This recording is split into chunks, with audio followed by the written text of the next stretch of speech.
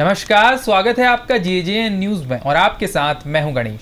Nainital Udham Singh Nagar seat से सांसद अजय भट्ट ने ऑपरेशन सिंदूर को लेकर बड़ा बयान दिया है।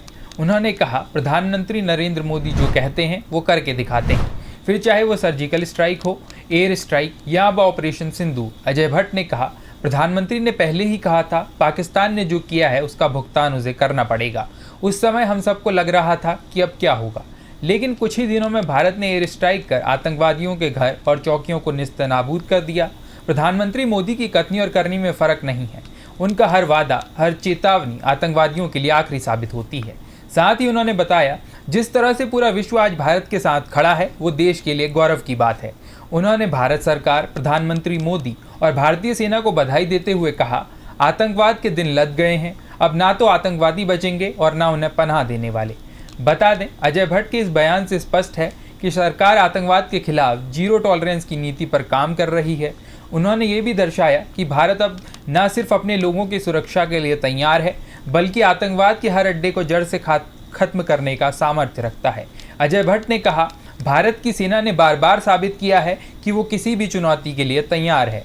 ऑपरेशन सिंदूर की सफलता ने न सिर्फ देशवासियों का मनोबल बढ़ाया है, बल्कि भारत की वैश्विक छवि को भी मजबूत किया है।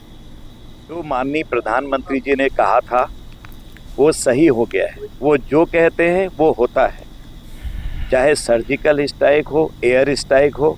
उससे पहले हम केरल में था, हमको लगता था कि प्रधानमंत्री जी कह तो रहे हैं कि बहुत बुरा किया है पाकिस्तान ने और भुगतना पड़ेगा। हमको लगता था क्या होगा अब, लेकिन उसके कुछ ही दिन के बाद 2 हफ्तों के अंदर अंदर आपने देखा सर्जिकल स्ट्राइक हुई, एयर स्ट्राइक हुआ और आतंकवादियों के जितने गढ़ थे, चौकियां थी, ध्वस्त कर दी। आज पुनः लोगों को लगता था, प्रधानमंत्री कह तो रहे हैं हम आतंकवाद को मिट्टी में मिला देंगे, और वास्तव में मिट्टी में मिला दिया है आज आतंकवाद को। और मैं समझता हूँ जिस तरह से पूरा विश्व आज भारत के साथ जुड़ा है, ये हमारे लिए गौरव की बात है। आतंकवाद के दिन फिर गए हैं। आतंकवाद और आतंकवादियों को शरण देने वाले अब मिट्टी में ही मिलेंगे। इसके लिए माननीय प्रधानमंत्री को, भारत सरकार को, हमारी सेना को बहुत बहुत बधाई है। भारत माता की। फिलहाल के लिए इस खास खबर में इतना ही। बाकी की तमाम खबरों के लिए आप देखते रहिए जेजेएन न्यूज़। धन्यवाद।